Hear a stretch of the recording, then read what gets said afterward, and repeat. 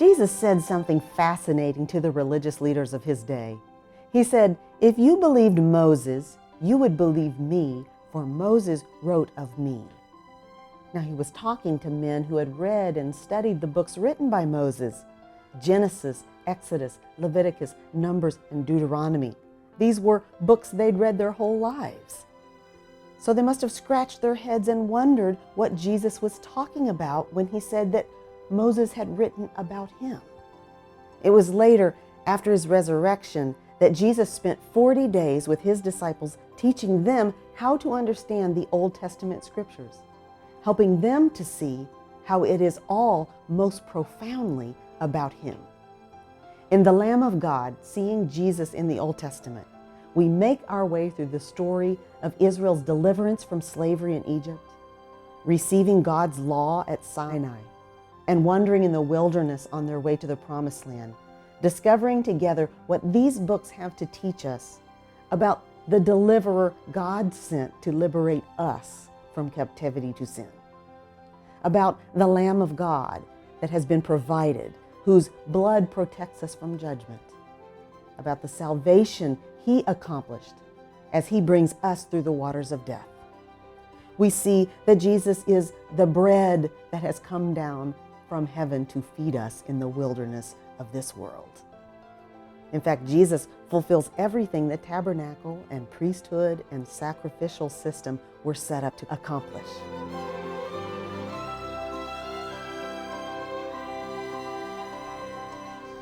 Imagine if Jesus himself were to take us on a tour of the tabernacle, showing us how he was the substance that cast the tabernacle's shadows.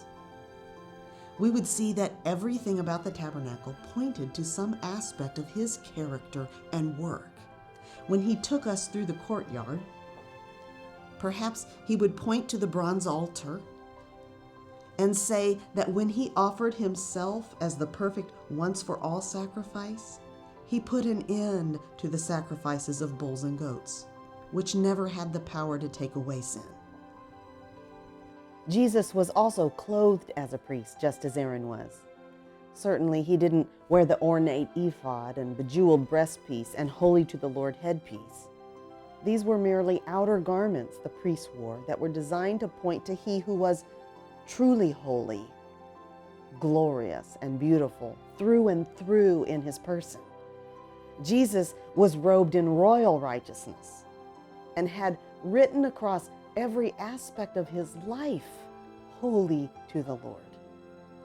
Leviticus is not an ancient guidebook for a healthy diet and disease prevention, though many people have tried to reduce it to that. Leviticus is a living picture of God's rejection of the effects of sin on humanity and creation, and his intention to one day set everything right.